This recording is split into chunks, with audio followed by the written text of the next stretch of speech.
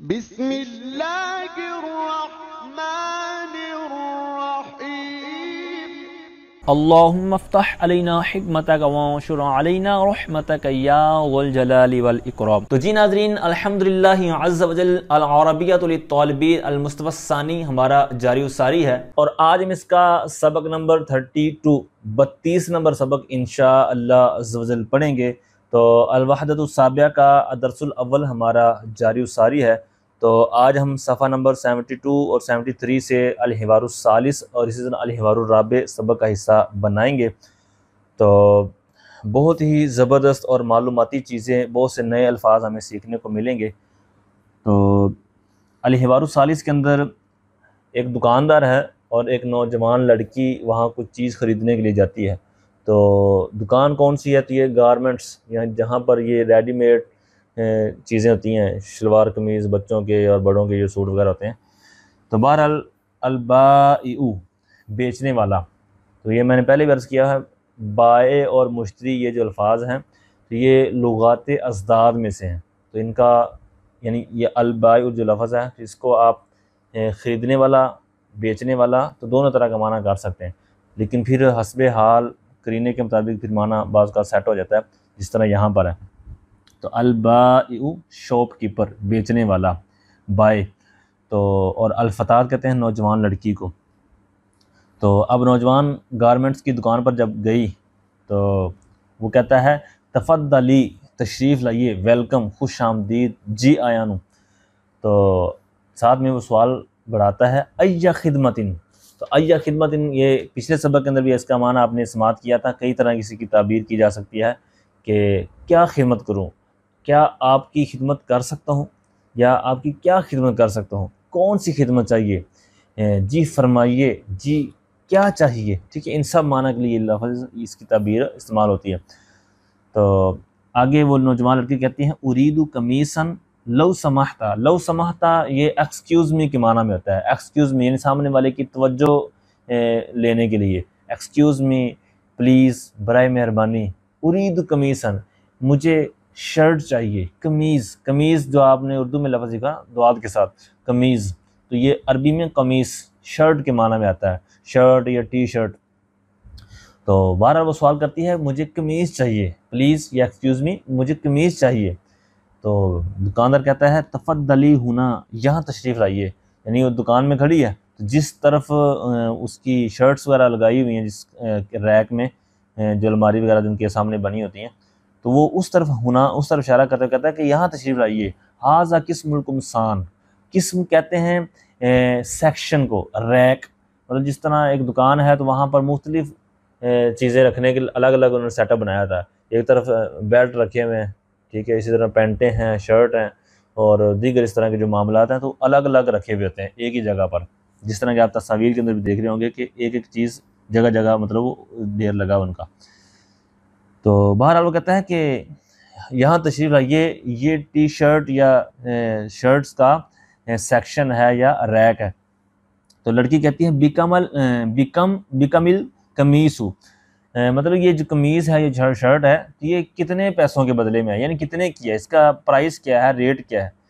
تو دکاندار کہتا ہے القمیص ب20 دینارا، تو کہتا ہے یہ جو شرٹ ہے یا جو قمیض ہے تو یہ 20 دینار کی ہے، یعنی اس کی جو ریٹ ہے یا پرائس ہے وہ 20 دینار ہے، یعنی۔ اور آگے وہ کہتا ہے ایہ قمیض تریدین، آپ کو کون سی قمیض چاہیے، آپ کون سی قمیض کا ارادہ کرتی ہیں، مطلب کون سی قمیض پسند آئی ہے، کون سی قمیض آپ چاہتی ہیں۔ تو نوجوان لڑکی کہتی ہے سأشتری القمیص الازرق۔ اب القمیص کا آپ نے معنی اوپر سیکھ لیا، اب نیا ساتھ میں انہوں نے صفت لگا کر معنی دے دیا ہمارے سامنے، الازرق۔ ازرق کہتے ہیں یہ رنگ کے لیے استعمال ہوا ہے، نیلا، نیلا ہونا، بلیو ہونا، تو نیلی قمیص وہ چاہ رہی ہے، شرٹ۔ کہتی ہے کہ سأشتری القمیص الازرق، کہ میں نیلی یا بلیو قمیص یا شرٹ خرید رہی ہوں یا خریدوں گی، ٹھیک ہے۔ اچھا، اب یہاں پر جو قمصان لفظ استعمال ہوا ہے، تو قمصان کے ساتھ مختلف طرح کے معنی لیے جا سکتے ہیں۔ القمصان داخلیو، داخلیت گول تا کے ساتھ، تو انڈر شرٹس، یعنی جو نیچے شرٹس وغیرہ استعمال کی جاتی ہیں، انڈر گارمنٹس، ٹھیک ہے۔ اس طرح قمصان النوم نائٹ شرٹس، نائٹ ڈریس جس طرح ہوتے ہیں، قمصان الرجال مینز شرٹ، قمصان الصبیج بوائز شرٹ، ٹھیک ہے. اس طرح یہ مختلف تعبیرات اس کے ساتھ الفاظ استعمال کیے جا سکتے ہیں پریکٹس کے لیے. تو پھر آگے دکاندار کہتا ہے ھذا هو القمیص الازرق، یعنی جب اس نے سوال کیا نا، کہ جب اس نے پوچھا کہ آپ نے کون سی لینی ہے، اس نے اپنا رنگ بتایا کہ مجھے اس کلر کی چاہیے.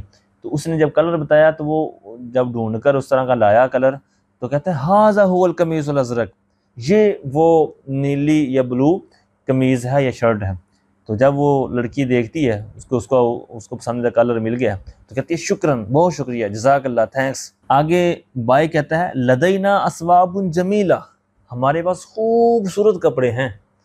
تو نوجوان لڑکی کہتی ہیں بیکمی صوب، یعنی جو کپڑے جو آپ کہہ رہے ہیں خوبصورت ہیں، تو کتنے کے ہیں، یعنی پرائس کیا ہے، ان کی کیا ریٹ سے چل رہے ہیں.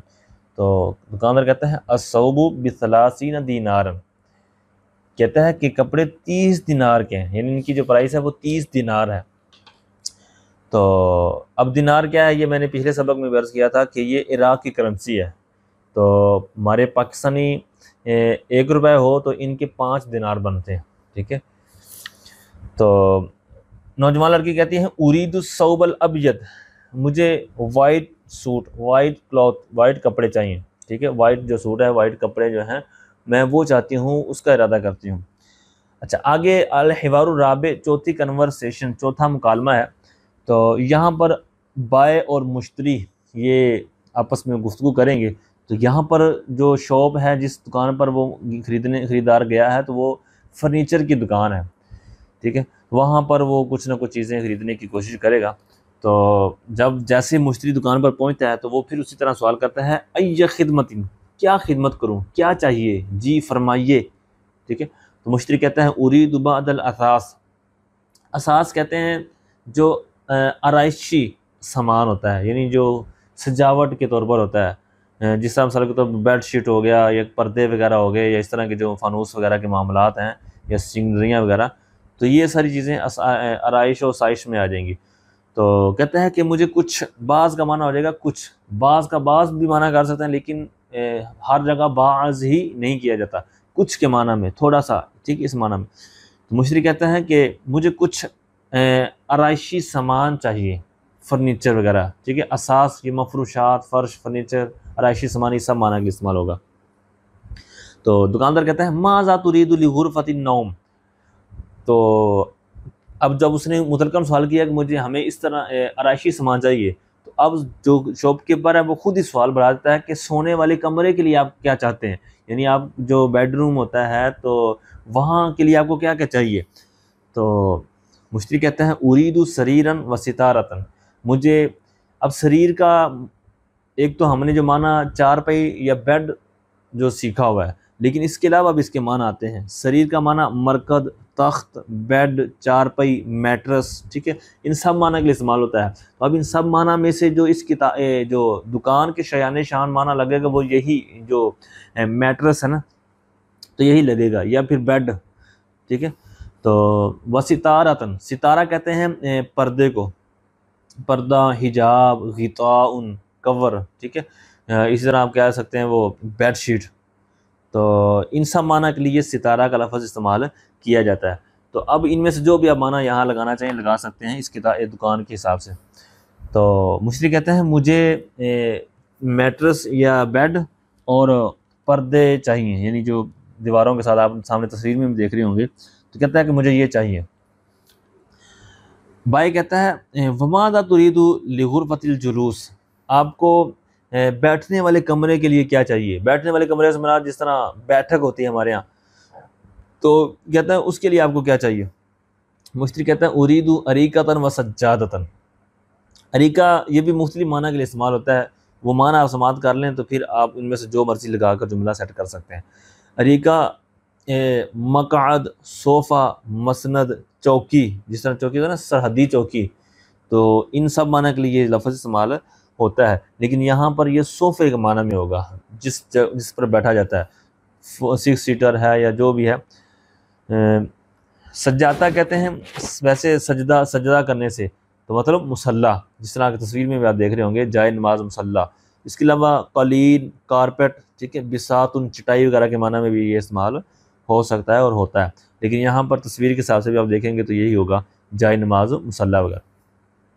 تو بہرحال مشتری کہتا ہے مجھے ایک صوفہ اور جائے نماز چاہیے۔ تو بائی کہتا ہے وماذا تريد للمطبخ، آپ کو کچن کے لیے کیا چاہیے؟ مطبخ کچن یا باورچی خانہ، مکان الطبخ لنگر خانہ، ٹھیک ہے، ان سب معنی کے لیے استعمال ہوتا ہے۔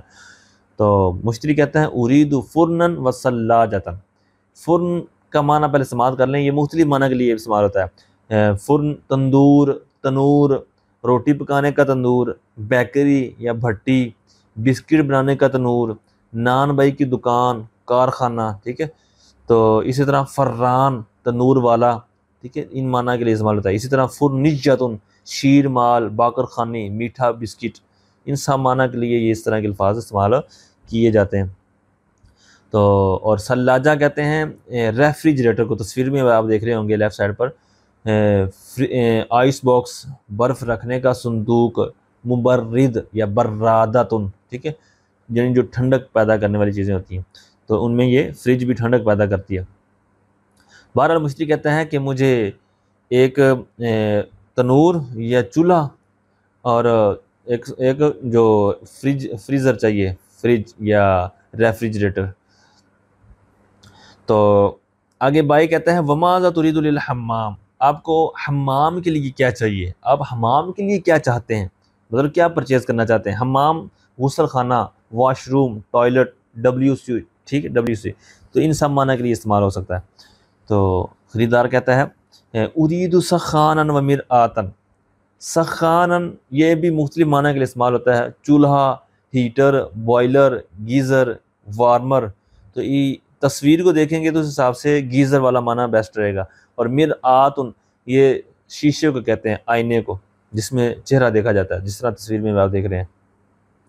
دوبارہ مشتری کہتا ہے کہ مجھے ایک گیزر اور ایک آئینہ شیشہ چاہیے۔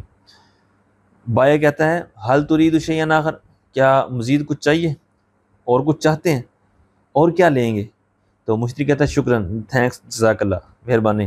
اريد مشاہدۃ الاساسی، مجھے یہ جو آرائشی سامان ہے وہ میں دیکھنا چاہتا ہوں، ان کا مشاہدہ کرنا چاہتا ہوں۔ تو بھائی کہتا ہے تفضل، سر تشریف لائیں، ادھر آئیں، ادھر آئیں، ٹھیک ہے، مطلب وہ جس طرح کے دکانداروں کی یہ عادت ہوتی ہے، تو تفضل یہ اس معنی میں ہے۔